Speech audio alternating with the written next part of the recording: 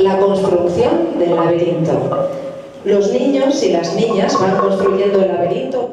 Berrogeita hamar urte zitekiten dola, orduan pentsatu zan zer berezi egin behar zala.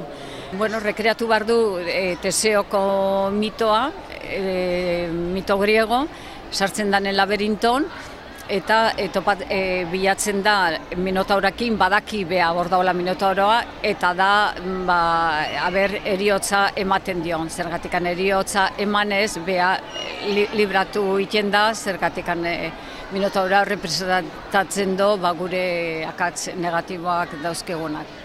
Behar zan debaitoki bat berezia, eta ze hobetogo zezen plaza, borobila, filosofioa gregokin zeitzen, eta irutzen zaigun toki oso egoki ezala.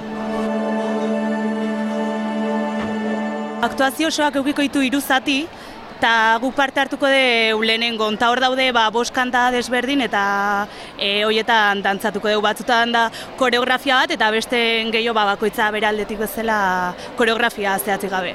Historia hasiera, laberintoa pixka sortzen nahi danen taola, eta gero igual hastea historia Minotauroa eta orduan berandu azaltzea horregatik orduan da akto bakoitza 3 zatitan dago banatuta, eta zati bakoitza talde batek dantzatzeu.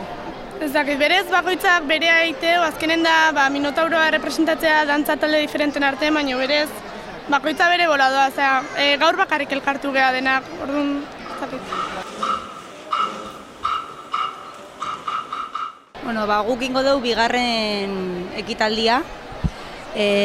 Koreografia ez da klasikoa, baizik eta neoklasiko garaikiden astuta. Eta guk interpretatzen ditugu sentimentu desberdinak.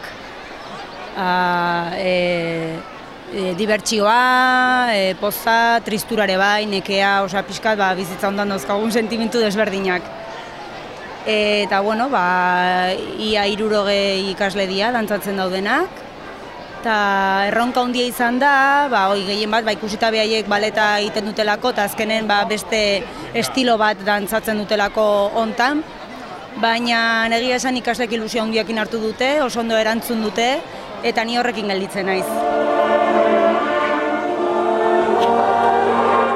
Ertzaren parte hartzea hemen, azken finean da 2 pertsonai nagusiak parte hartzen dute, ez? Teseo eta Minotauroak.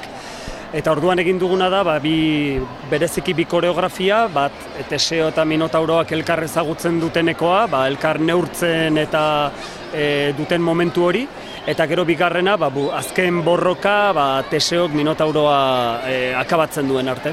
Erronka handian ikusten dela, hainbeste jende eta hainbeste eskola, ikastola, dantzatalde denak batera jartzea, ez?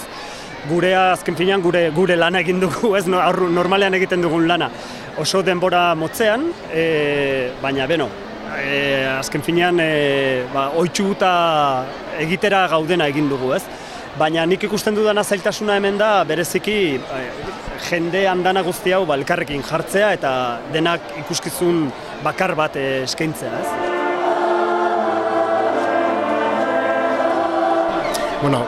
Denbora desente da namakigu, urtarriletik hasi ginen hau prestatzen, eta elkartuko gea Arimaz Orkesta, Isidro Larrañatik ere bai 2 akordeoilari, musika eskolatikan eta Tolosako banditatik ere bai musiko batzuk etorriko dira, eta gero aurrabez batza bat egongo da nahiko handia, eskola desberdinetatik eta eratutakoa, eta denon artean nizak nolabait buruan izan zuen idea hau plasmatuko dugu gaur ondarretan, eta denon gustokoa den.